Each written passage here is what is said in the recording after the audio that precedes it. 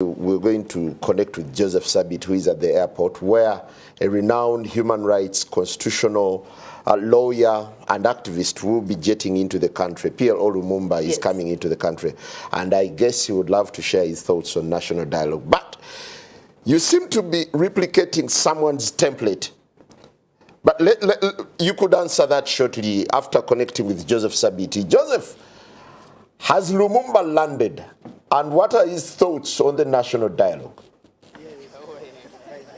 Well, a very good morning to you, Simon, and to our viewers from Entebbe International Airport. The astute lawyer and Pan-Africanist has jetted into the country already. And let me just continue the conversation that you're having in regard to the national dialogue. It comes from a country that is debating what is called the handshake between the opposition leader Raila Odinga and Uhuru Kenyatta, and it has caused a lot of political fracas in the country. But, Prof, welcome to Uganda. Thank you very much. First of all, what are your views about the concept of a national dialogue in Africa? National dialogue in any country is always to be praised, because politics is about dialogue, constructive dialogue. So nobody can quarrel with dialogue, but dialogue for what?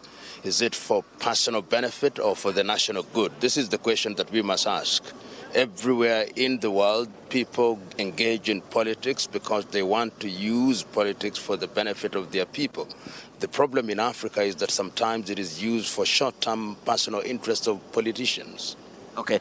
The conversation in Uganda now is whether or not to actually have that dialogue. And what forms a decent national dialogue in your view?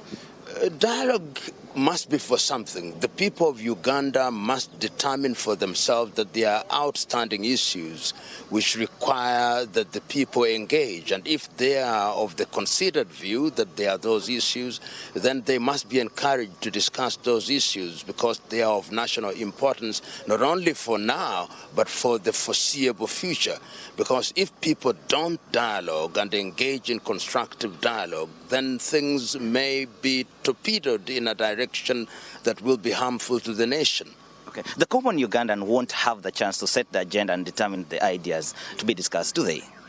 They can make demands. History has demonstrated that when people are organized, irrespective of the position that they wield, they can make demands. We see people making demands in Algeria. We see people making demands in Sudan. We see people making demands in other countries. There is no reason why the so-called common Ugandan or common African, if they are properly organized, cannot make demands of their leaders. Okay.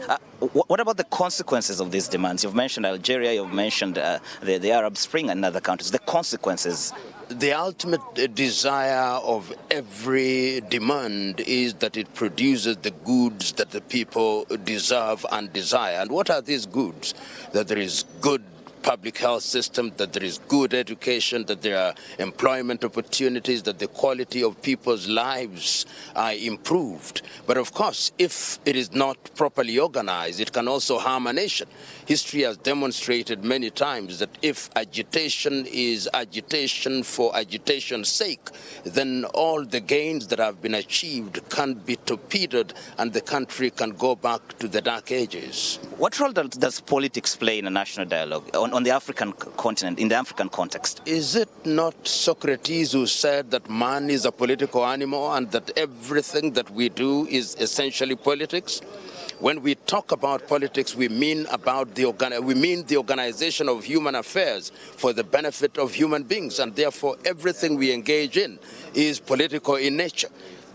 Okay. What about the big man syndrome? I was quoting the Kenyan scenario. It has become more of Raila Odinga and Uhuru Kenyatta. The big man syndrome in Africa. Yes. That is the problem of Africans. The misguided belief by Africans that their political leaders are messiahs to be compared with Moses holding a rod in his hand and parting Red Seas. My view is that democracy is a competition of ideas, and those who have ideas put them in the marketplace and the people choose. But unfortunately, in many African countries, first of all, we are wedded to ethnicity. Number two, we are wedded to demigods. And once you choose that path, then you've got to pay the consequences. When you treat people like God for too long, they begin to think that they are God, and they begin to behave like God, and they begin to think that they are infallible. And you pay the consequences. And Africa is doing so and will continue to do so until the day our eyes are opened. So does democracy then have a future in Africa? Isn't it a misplaced concept here? This thing called democracy. First of all, in Africa, we allow the Western Europe to define for us what democracy is. We are told that democracy must mean elections after every 5 years. We are told that democracy must mean political parties. We are told that democracy must be endorsed by Western Europe and European Union at every election cycle. We must ask ourselves, what is democracy? Is participation of the people. Is it possible for us to define for ourselves what democracy means, as long as it means participation of the people? Africa allows ourselves to be defined by others, and that is my pain and our tragedy. Does Africa have the capacity to define itself, putting into perspective the colonial injustices, the level of poverty, and the dependence on foreign aid to run African affairs? We are not the only people who are colonized. The Indians were colonized. The Chinese had an element of colonization. The Koreans were colonized. There is a sense in which we must now liberate ourselves from this argument that colonization and slavery cannot be taken out of our reasoning. I believe we have the capacity, and there is no shortage of Africans who are speaking from different corners of the world.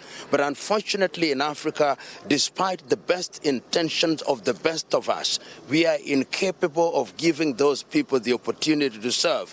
But we have men and women who know what ought to be done. But Africans in their critical mass are not listening to the voices of reason, which cannot be heard even in their purest tones. Let's talk about the concept of political parties in Africa. What are your views about the parties that exist? Do they contribute to this animal you call democracy? First of all, do we have political parties in Africa? There are very few political parties. In Africa, I can only mention a few as constituting what I can refer to as political parties. Chama cha Mapinduzi in Tanzania is a political party. The ANC is a freedom movement converting into a political party. Frelimo is a freedom movement converting into a political party. MPLA in Angola. But in many countries, what we have are formations which are owned by individuals masquerading as political parties with no ideas. And they engage in elections every 5 years, and they change their names every 5 years. These are not political parties. Political parties must be underpinned by clear ideological foundations which inform the quality of people's lives in its different facets. What we must therefore do is to ask ourselves, do African political parties qualify to be called political parties in the classical sense? My answer, very few of them qualify. All right. I know you'll be speaking later to the nation and the young people about the concept of elections in Africa. And we're getting somewhere as a continent in regard to the quality of elections. We are moving. There are quite a number of countries which have engaged in elections which are to be commended. And I think there is a sense in which, despite the many difficulties that we continue to confront and to surmount, Africa is moving in some direction. Perhaps not at the pace that we desire, but we are moving. But we must continue moving. Okay. One of the obstacles cited in that move forward is the role of the security agencies and government institutions in elections. What needs to be done? How do we make Africa great? Africa is still, and there is a sense sometimes when we talk about Africa, there is the tendency to generalize, to assume that Africa is one country. Africa is 55 odd countries with very different backgrounds because of colonization. There were those that were colonized by the French, who are technically still colonized by the French, those colonized by the English, the Portuguese, and the Spanish, and there are those that are reeling out of the apartheid regime. And there is a sense, therefore, that when I talk about Africa, I'm very conscious that generalization does not begin to address the realities. But the truth is that Africa has many problems, but it can solve those problems if we identify them and begin to confront them in a manner that is obedient to our realities on the ground. But there are many people out there who are not interested in peace in Africa because chaos and insecurity is also a major source of wealth. And you asked the question, what is the role of security agencies? It is true that in many countries we still see the involvement of the disciplined forces in the political process in a very direct way. And one may say that this is sometimes informed by the history of those countries. And I hold the view that each country must make a decision. But the desired position is that the disciplined forces must remain in the barracks and only be called when there is need for them outside. All right, my final question to you before I let you go. There has been this animal called the East African Community moving towards a federation, but the last few years have seen wars over Mijingo between Uganda and Kenya. Rwanda recently closed its borders, and then Kenya and Tanzania are fighting over whether or not to export birds to each country. What lies ahead for the East African Community? I believe that if the political leaders and the people are ahead of the political leaders in terms of integration. If you go to the borders of Uganda and Kenya, to the borders of Uganda and Tanzania or Rwanda, the people are ahead. But remember that the political class have the tendency to slow things down because sovereignty, if it is at a narrow level, gives people advantages. There are people who fear that when they get into the East African Federation, then they'll be swallowed.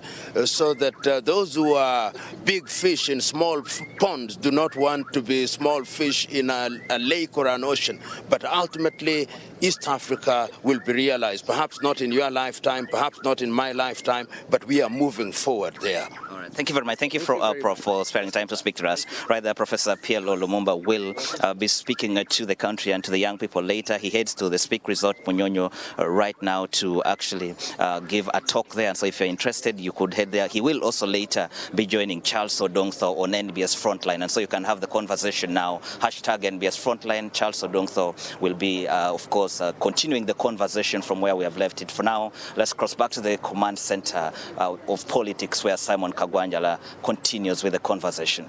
Thank you very much. And from the Political Command Center, we can only say what a beautiful interview. Off the cuff, PLO Lumumba will be a guest on the Frontline tonight. Again, he will be raising some of the key issues that would inform the trajectory of Uganda and the East Africa. If I could